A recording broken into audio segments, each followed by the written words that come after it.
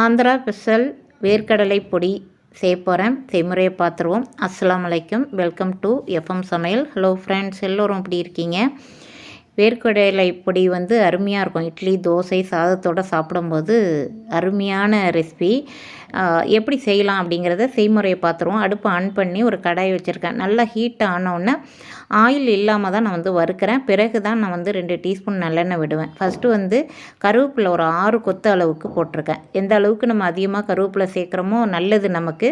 நீங்கள் 6 அல்லது ஒரு 5 கூட போட்டுக்கலாம். நான் 6 கொத்து அளவுக்கு ஒரு 1/4 கப்பு அளவுக்கு சொல்கிறதா இருந்தால் 1/4 கப்பு அளவுக்கு கருவேப்பிலை எடுத்திருக்கேன். எடுத்துகிட்டு ஒரு பூண்டு நல்லா உரிச்சிட்டு நம்ம இதில் போட்டுக்கணும். ஃபஸ்ட்டு நான் ஆயில் இல்லாமல் தான் இதெல்லாம் வறுத்து எடுத்துக்கிறேன். வறுத்து தனியாக எடுத்துக்காமல் அந்த ஹீட்லேயே எல்லாத்தையும் கடலையிலேருந்து கடலப்பருப்புலேருந்து நம்ம இதில் தான் வறுக்க போகிறோம். சூப்பராக இருக்குங்க.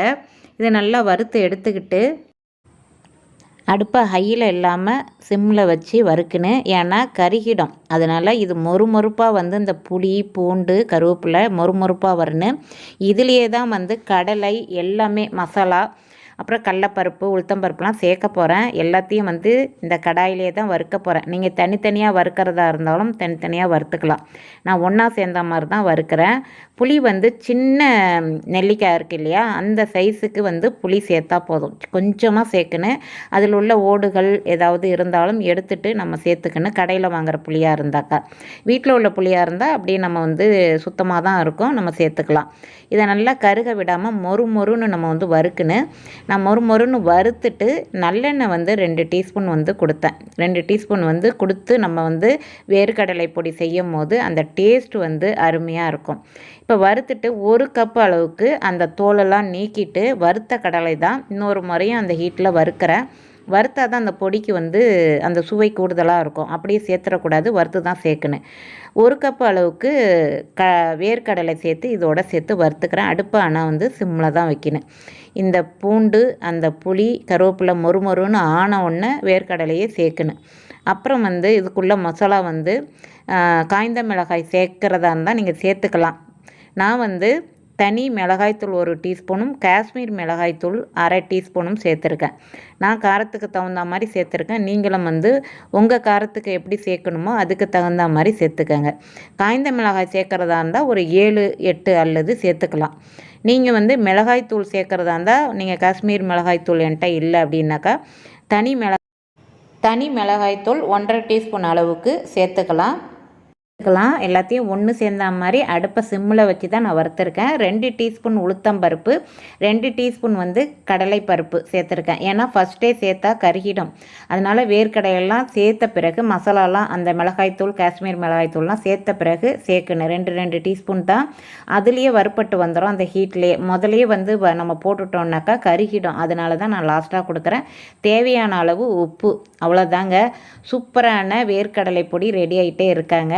லாஸ்ட்டாக தான் நம்ம உளுத்தம்பருப்பும் கடலைப்பருப்பும் நம்ம சேர்க்கணும். நல்லா வறுப்பட்டு வந்துடும். நம்ம பயப்பட வேணாம் லாஸ்ட்டாக கொடுக்குறோன்னு. அந்த ஹீட்லேயே நல்லா வறுப்பட்டு வந்துடும். நம்ம அதில் கலந்து விடுறதுல தான் இருக்குது, நம்ம வறுக்கிறதுல தான் இருக்குது டைமிங் கொஞ்சம் எடுக்கும். ஏன்னா அடுப்பை சிம்மில் வச்சு எடுக்கிறதுனால டேஸ்ட்டு அட்டகாசமாக இருக்கும். நல்லா வறுத்து எடுத்துகிட்டு நல்லா ஆற விடணும். ஆற விட்டுட்டு தான் நம்ம அரைக்கணும். லாஸ்ட்டாக பெருங்காயத்தூள் 1/4 டீஸ்பூன் போடணும். நான் அடுப்பை ஆஃப் பண்ணிவிட்டு 1/4 டீஸ்பூன் பெருங்காயத்தூள் போட்டு, கட்டி பெருங்காயத்தூளாக இருந்தாக்கா நம்ம எண்ணெயிலே கொஞ்சம் வதக்கிக்கலாம். நான் என்கிட்ட பெருங்காயத்தூள் இருக்கிறதுனால 1/4 டீஸ்பூன் போட்டு நல்லா அடுப்பை ஆஃப் பண்ணிவிட்டு கலந்து விடணும். அந்த ஹீட்டிலேயே நல்லா கலந்து விட்டுட்டு நல்லா ஆற விடணும். ஆற விட்டுட்டு தான் நம்ம மிக்ஸி ஜாரில் அரைக்கணும். எந்த பொருளாக இருந்தாலும், பொடி செய்கிறதா இருந்தாலும், சட்னி செய்கிறதா இருந்தாலும், எப்படி இருந்தாலும் ஆற விட்டு தான் அரைக்கணும். சூடாக அரைக்கும் போது மிக்ஸியும் வீணாகிடும். நம்ம கையில் சூடாக நம்ம அரைக்கும் போது கையில் பட்டு நம்ம கைக்கும் நமக்கும் அது நல்லதும் அல்ல. அதனால் பார்த்து பக்குவமாக புதுசாக கற்றுக்கிறவங்களாக இருந்தாலும் சரி, நம்ம எப்போதும் செய்கிறவங்களாக இருந்தாலும் சரி, அவசரமாக எந்த சமையலும் நம்ம செய்யக்கூடாது. கொஞ்சம் பொறுமையாக செய்யணும். எல்லாத்தையும் கலந்து விட்டு ஆற விட்டு மிக்ஸி ஜாரில் நான் வந்து மாற்றிட்டு நான் வந்து கொஞ்சம் ரொம்ப நைஸாகவும் இருக்கக்கூடாது, ரொம்ப கொரகொரப்பு தன்மையாகவும் இருக்கக்கூடாது. கொஞ்சம் இட்லி பொடிக்கு கொஞ்சம் கொரகொரப்பு தன்மை இருக்கணும், அவ்வளோதான். ரொம்ப கொரகொரப்பாக இருக்கக்கூடாது, ஓரளவுக்கு கொஞ்சம் கொரகொரப்பாக இருக்குன்னு. இந்த பொடி வந்து நமக்கு வந்து அந்த உருளைக்கிழங்கு வறுவலுக்கெல்லாம் போட்டாக்கா சூப்பராக இருக்குங்க. அருமையான ரெசிபியாக இருக்கும்.